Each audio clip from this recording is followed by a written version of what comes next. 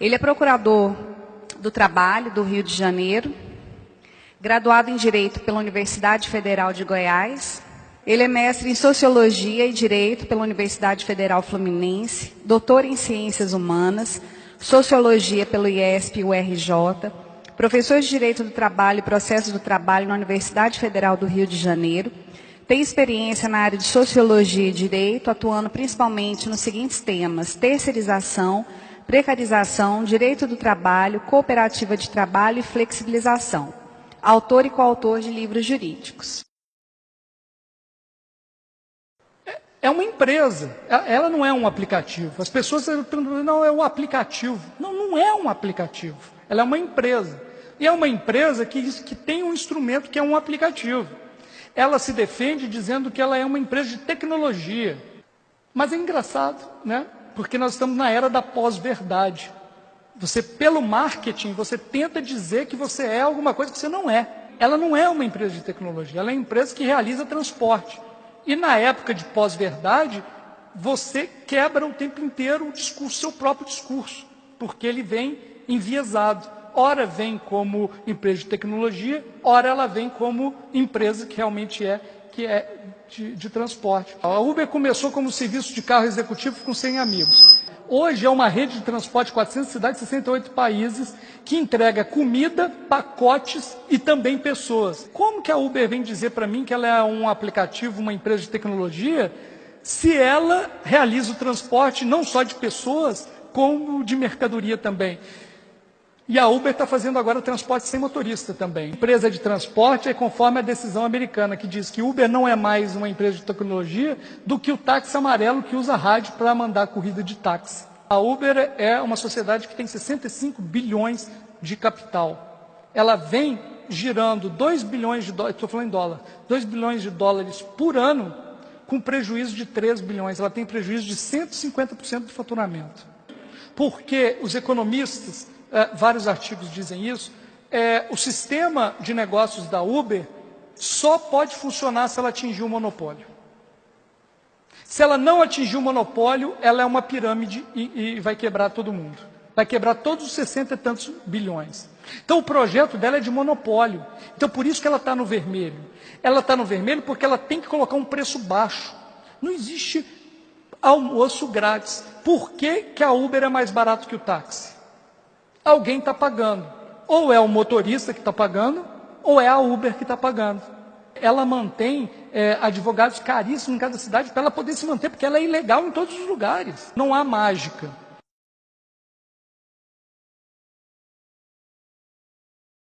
Não tem jeito. Sabe aquela coisa do Capitão Nascimento? Nunca será? Nunca serão, nunca serão. Os motoristas, eles são a aliança neofeudal com parceiros, né? Você decide a hora e quanto vai trabalhar, que é imediatamente negada pelo dever de aliança e do cumprimento dos objetivos traçados na programação. Transforma o trabalhador em empreendedor. Tenta incutir que ele é um empreendedor. Só que, eu coloquei nos vídeos, eles não têm a mínima noção de empreendedorismo. Nada. Tem um cara aqui que ele começa a falar, defender, que no cálculo que ele fez, alguém chegou e falou, você não falou o preço de depreciação do carro. Ele falou, não existe preço de depreciação porque o carro já era meu. Aquele carro dele é o capital de início, inicial, e que esse capital é depreciável e que daqui a 5 anos ele não vai ter capital nenhum. Mas ele é um empreendedor, como diz o juiz inglês. O juiz inglês fala assim, olha, a Uber quer me fazer convencer que existem 30 mil negócios, que são os 30 mil carros da Uber, que são organizados por ela, e que são negócios autônomos pela cidade de Londres. Como que você quer dizer que é um negócio se a pessoa não pode colocar o preço dela? O preço dela já está tarifado, sempre de forma unilateral pela Uber. Então é incutido no espírito a ideia da liberdade de trabalho e da vida sem patrão.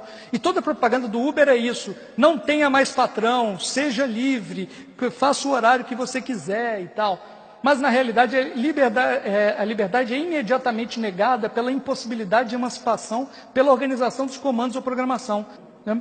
O controle é pela precificação. O gerente geral me contou que, na precificação, que São Francisco, a sede, obrigou ele a fazer uma planilha, ele previa, sabendo que não iria conseguir, que que o trabalhador, se trabalhasse 44 horas, ia receber, no final das contas, 1,2 a 1,4 salário mínimo, com 44 horas. Só que, depois disso, teve dois rebaixamentos de tarifa e aumentou o número de motoristas. As jornadas estafantes devido ao mercado dominado pela quantidade de alianças neofeudais. Então ele prevê esse 1,2 e 1,4, isso que a pessoa não vai. E por que a pessoa vai? Geralmente o motorista do Uber é aquele cara desesperado que precisa de um dinheiro para rodar alguns meses. Então a Uber, no final das contas, ela funciona como um sistema de pirâmide. As pessoas ficam 3 a 4 meses, enquanto aguentam, e elas são ejetadas. Quebram e entram as outras pessoas. Forma de trabalho vigiada, punições, falta de apoio, diálogo, impossibilidade de fidelização de clientes. Ninguém pode pegar, todo mundo é proibido de pedir, de dar o seu número. Se você quiser um telefone do motorista da Uber, ele é proibido de fazer isso. Ele vai ser punido se alguém souber que você pegou o telefone para fazer uma viagem qualquer com aquele motorista. Controle pela punição. Então tem o STIC, é o controle panóptico disperso em várias instituições de controle. Então a Uber não precisa de ninguém para controlar, ela tem poucos empregados, porque o algoritmo controla, e não só o algoritmo controla. Sabe quem controla os trabalhadores do Uber? Todos que usam o Uber controlam o Uber. A Água e Bala, ela fala que não é obrigada a Água e Bala, só que ela entrega um negócio para você e fala assim, olha, quem tira nota boa tem água e bala. Você faz o quê? Pô, água e bala.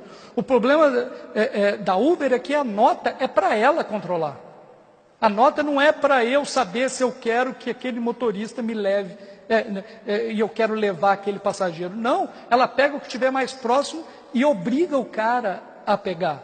Se o cara não pega 3, ele é suspenso por 10 minutos. Se o cara continua a negar, a nota dele cai e ele é cortado do sistema. Ela coloca o trabalhador onde ela quiser, na hora que ela quiser. Ela tem um controle de fluxo. Não importa que seja a Adriana, Murilo, não importa. Mas ela consegue controlar quantas pessoas estão trabalhando em tal lugar para ela naquele determinado momento. Né? Por conta do preço dinâmico e premiação.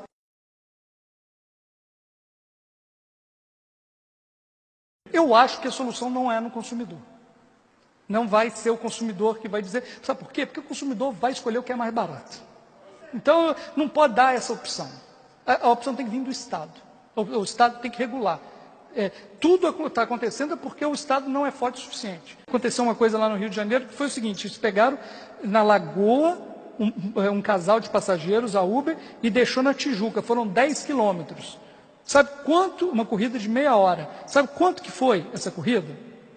R$7. O cara chegou e falou o seguinte, está errado, aconteceu algum problema, deu um problema no coisa. E o cara, imagino, foi todo marrento, falou, não, está no Uber, eu pago o que tiver aqui, não pago nada, eu sou cliente do Uber, blá, blá.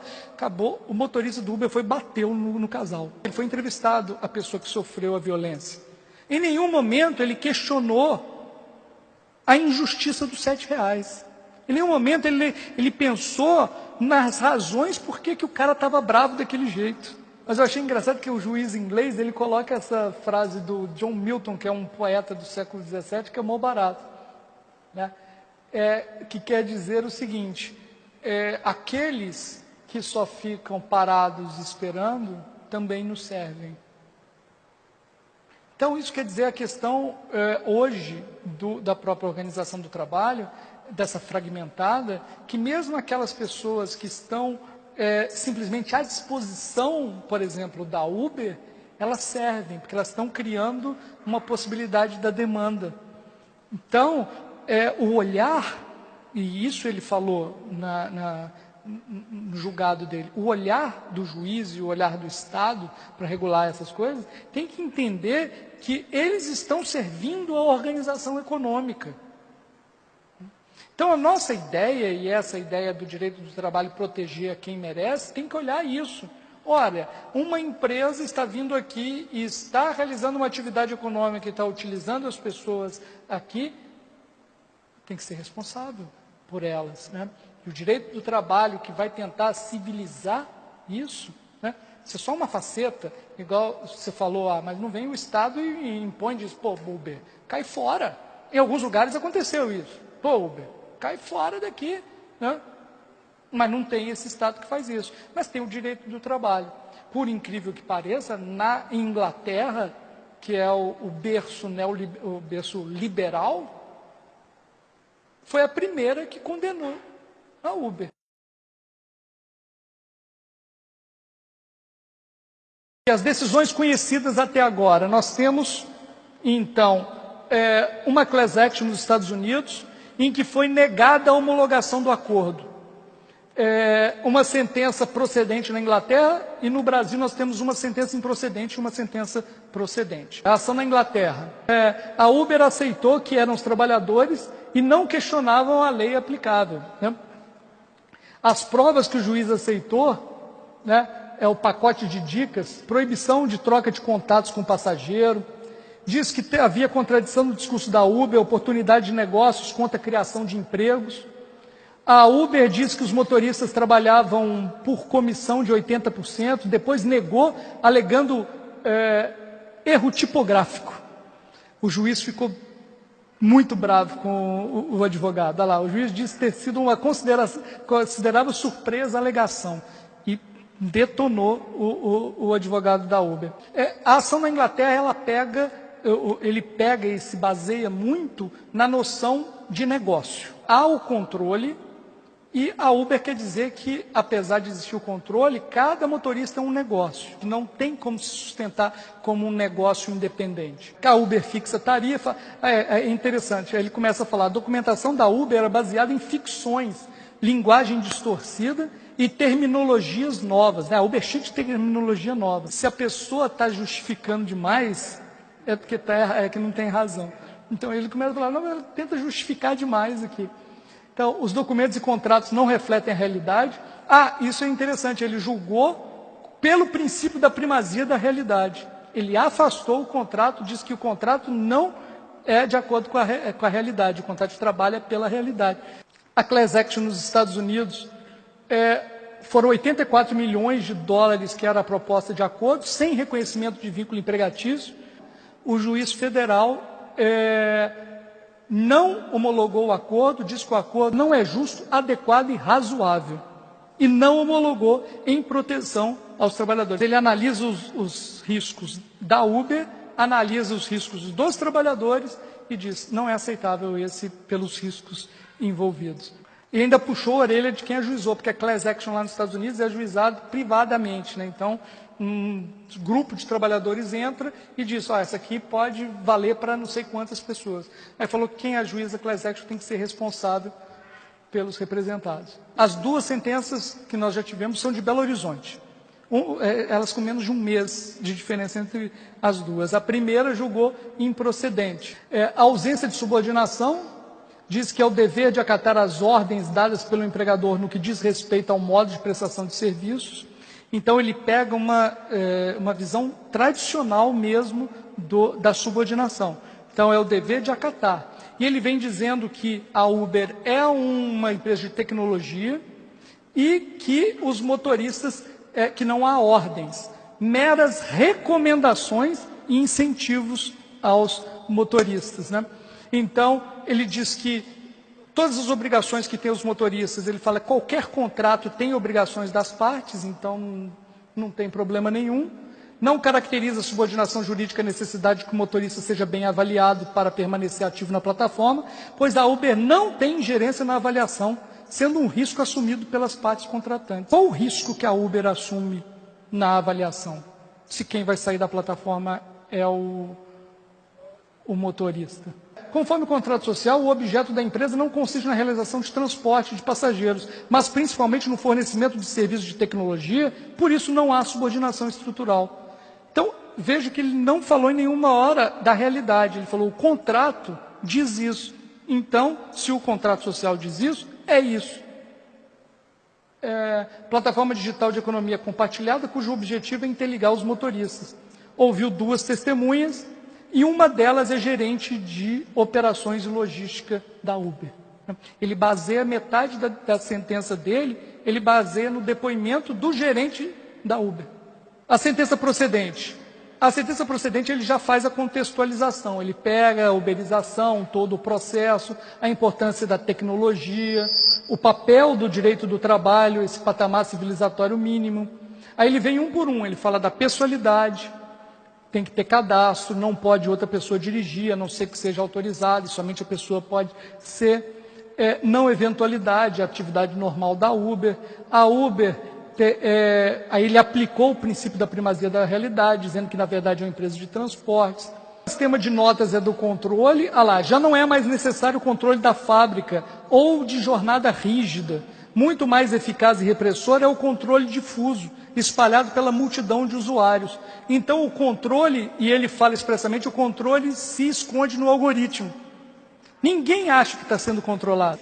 Uma coisa que não tem na outra sentença, a outra sentença não cita o parágrafo único do artigo 6º da CLT, porque nós temos um artigo que diz expressamente que os meios telemáticos de subordinação são equiparados aos controles pessoais para esse fim, para o fim da relação de emprego. Nós temos um dispositivo expresso que trata do controle por programação. É o artigo 6º, parágrafo único da CLT. Né? O juiz também falou da ausência do poder negocial. Por quê? Porque não tem negócio do preço. O juiz inglês falou isso também. Como que você quer dizer que é um negócio se a pessoa não pode colocar o preço dela? O preço dela já está tarifado, já está precificado.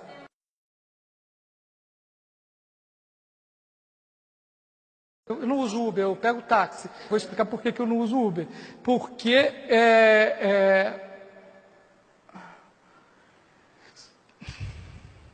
não sei por onde começar. São várias coisas. Primeiro que eu sei do sistema de exploração, mas eu não uso por quê? Porque eu não vou coadunar com um sistema de uma empresa que tenta impor sua própria lei, e eu, sendo um professor de direito, né, não vou. A empresa chega e diz que a lei é a que ela manda, e no mundo inteiro, né, chega e diz que ela faz o que ela quiser, né, e nossas fuças, eu não sei, não me sinto confortável com isso.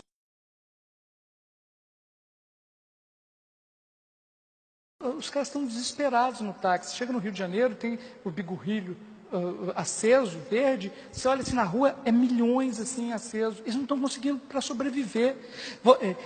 O número de permissões de táxi, ele é contado por quê? Porque é feito um cálculo para aquela tarifa dar para as pessoas sobreviverem. Você liberalizando o mercado desse jeito, deixando 30 mil Uber mais 30 mil táxis, você dividiu o mercado em dois. Ou seja, dividiu o valor de cada pessoa. Se estava difícil antes para aquele motorista que não tinha o carro, mas que alugava por diária o táxi de um dono de autonomia, agora está muito pior. Uma coisa interessante, a Uber ela paga uma quantia para o motorista indicar outro motorista do Uber. Ou seja, ela paga para o motorista para arrumar concorrência para ele mesmo.